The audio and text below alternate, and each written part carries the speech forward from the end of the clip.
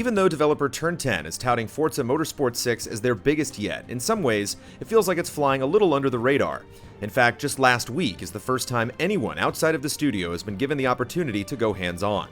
However, now that we've spent 2 hours with the final build, we can take a little time to share our thoughts on the game's career.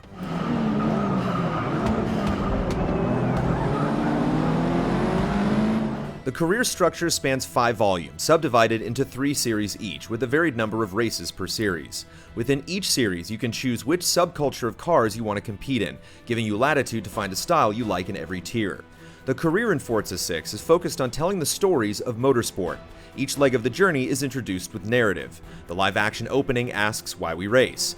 The Super Street volume celebrates affordable heroes. IndyCar driver Joseph Newgarden explains the unique challenges of his sport, and Top Gear's Richard Hammond gives a vivid portrayal of what it's like to drive a rally car.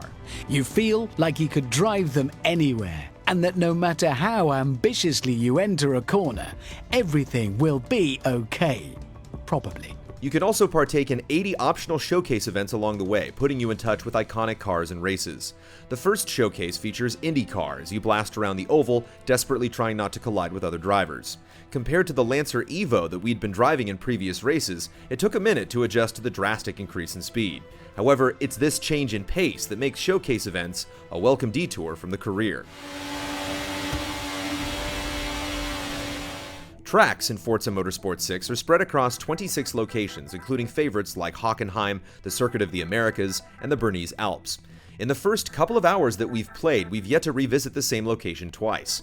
In addition to the meticulous work that goes into laser scanning tracks, differentiating grip across various surfaces, and getting feedback from drivers, effort has also been given to emphasizing local details, even including smaller sponsors such as the King Taco billboards at the Long Beach course.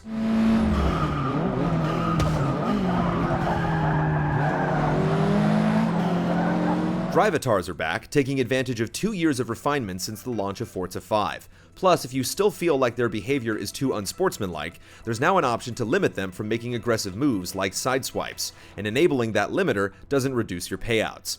If you get on a hot streak, the game will recommend raising the bar to a specific Drivatar difficulty setting, and in our case, the next set of races actually felt like a proper matchup, with challenging wheel-to-wheel competition.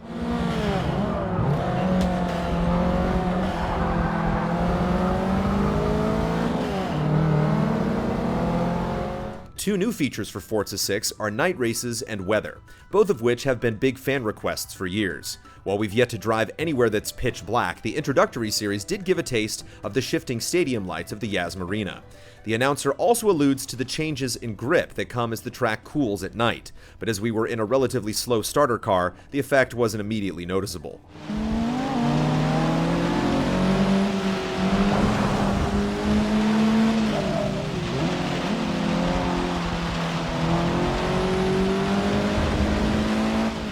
Driving in the rain is another story, and we got the chance to slide our way around 2 courses at Sebring and Silverstone.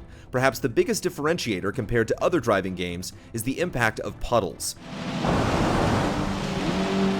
There's a clear feeling of danger when you make contact with standing water, and depending on your trajectory, puddles can drag you off course or fling you forward without control if your car begins to aquaplane.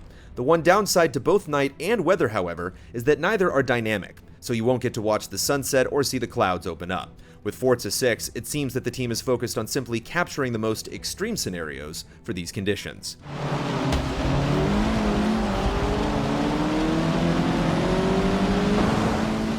Perhaps the most unexpected change is the new mods, which you can apply to change the parameters of an event.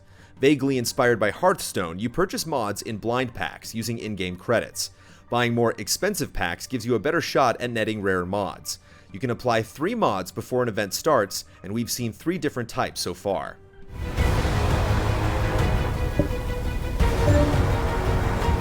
Boost mods can grant you additional XP or credits, start you in a higher grid position, and sometimes reward you for minor accomplishments.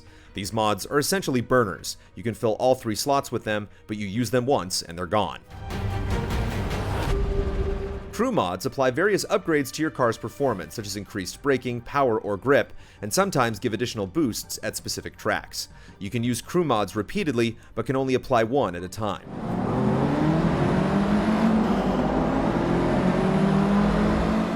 Dare mods are likewise limited to one per session, and these are perhaps the most interesting for veteran racers as they set additional challenges to overcome in the race. We encountered several that limit players to using specific camera perspectives, and our favorite starts you at the back of the grid, forcing you to weave your way up through the pack.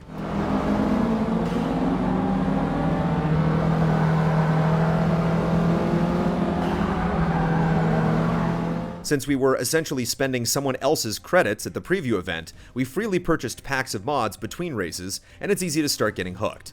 Initially, we had two fears with the practice. First, we wondered how this would affect competition and learned from the team that mods are only used in the career and they dirty your times on leaderboards, so you still have to remove them to compete with the best of the best.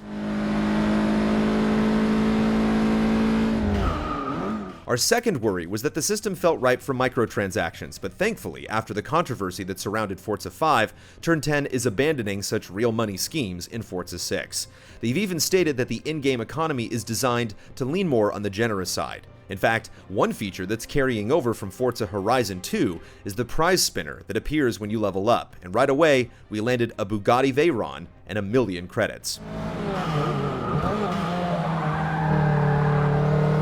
Releasing on September 15th, Forza Motorsport 6 is just around the corner, and we're glad to have finally given it a test drive. Look for our full review in the coming weeks.